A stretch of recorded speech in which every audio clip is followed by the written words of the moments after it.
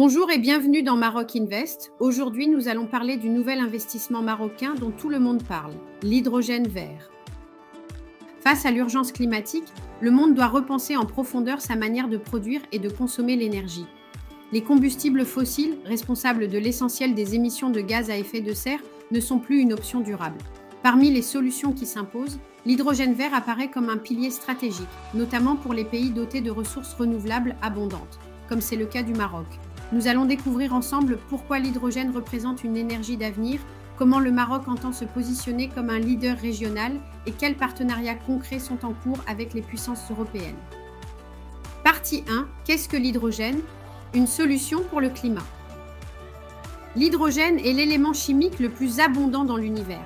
Il est présent notamment dans l'eau de mer, dans l'atmosphère et dans de nombreux composés naturels.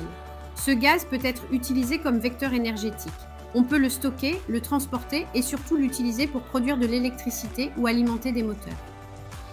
Dans le contexte de la transition énergétique, l'hydrogène devient un allié majeur, surtout lorsqu'il est produit à partir d'énergies renouvelables. On parle alors d'hydrogène vert. Pourquoi est ceci important? Parce qu'il existe certains usages industriels ou de transport où l'électricité ne peut pas facilement remplacer les énergies fossiles. C'est le cas par exemple pour le transport maritime international, l'aviation longue distance et certaines industries lourdes comme l'acier ou les engrais. Dans ces domaines, l'hydrogène permet de décarboner sans changer complètement les processus industriels. Il existe plusieurs types d'hydrogène, gris ou noir, produit à partir de gaz naturel ou de charbon. C'est le plus courant, mais aussi le plus polluant. Sa production émet de grandes quantités de dioxyde de carbone. Bleu, produit à partir des mêmes sources fossiles que le gris, mais avec captage partiel du CO2. Il est donc moins polluant, mais pas neutre. Rose, issu du nucléaire, avec des risques liés aux déchets radioactifs. Vert, produit par électrolyse de l'eau, en utilisant une électricité d'origine solaire ou éolienne. C'est le seul véritablement propre et durable. Aujourd'hui, moins de 1% de l'hydrogène produit dans le monde est vert, mais la tendance est en train de changer rapidement grâce à la baisse du coût des énergies renouvelables.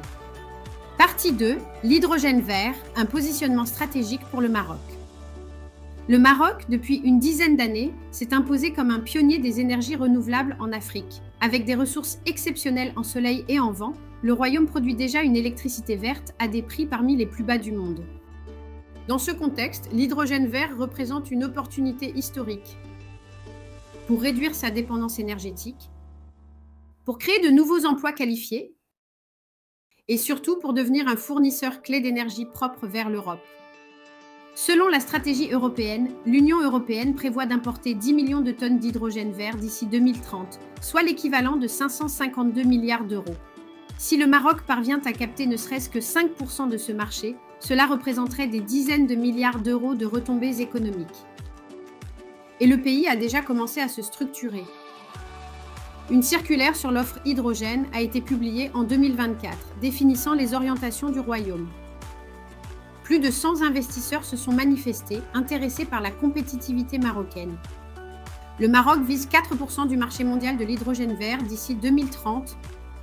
Les grands projets se concentrent dans le sud du pays, notamment dans la région de Guelmim-Oued-Noun, avec des investissements dépassant 319 milliards de dirhams, environ 30 milliards d'euros, un montant comparable à ce qu'on voit dans les plus grandes économies mondiales. Un partenariat emblématique a été conclu avec le groupe germano-chinois Gotion High-Tech pour la construction de la première méga-usine de batteries électriques et de systèmes de stockage d'énergie au Moyen-Orient et en Afrique sur sol marocain. Cela montre la confiance croissante des investisseurs dans la stratégie énergétique du pays. Partie 3. Partenariat stratégique avec l'Europe, le Maroc au cœur de la transition énergétique. Cette dynamique ne se fait pas en vase clos. Le Maroc a noué plusieurs partenariats internationaux, en particulier avec les grandes puissances européennes. Avec l'Allemagne, en juin 2024, un accord stratégique bilatéral a été signé entre Rabat et Berlin. Il prévoit la construction d'une usine de production d'hydrogène vert d'une capacité de 10 000 tonnes par an, suffisamment pour produire 50 000 tonnes d'acier vert, un secteur très difficile à décarboner. Avec la France, en octobre 2024, à l'occasion de la visite du président français, plusieurs contrats ont été signés, notamment avec Total Energy, pour développer la production d'hydrogène vert dans la région de Guelmim.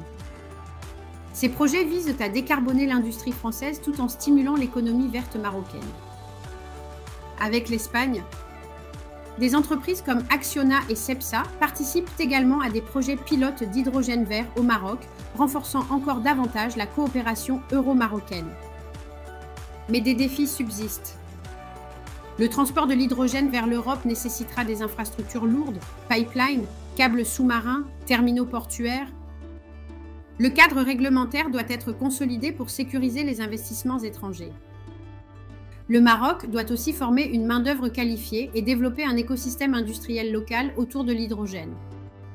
En conclusion, le Maroc est à un tournant historique. Grâce à son avance dans les énergies renouvelables, sa stabilité politique et ses alliances stratégiques, le Royaume peut devenir un acteur clé de l'économie hydrogène de demain. L'hydrogène vert, loin d'être un simple concept, représente une source d'emploi, de souveraineté énergétique et d'influence géopolitique. C'est un pari sur l'avenir que le Maroc semble prêt à relever.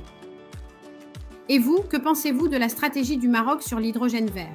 Dites-le en commentaire et abonnez-vous pour plus de conseils sur l'investissement et les actualités au Maroc.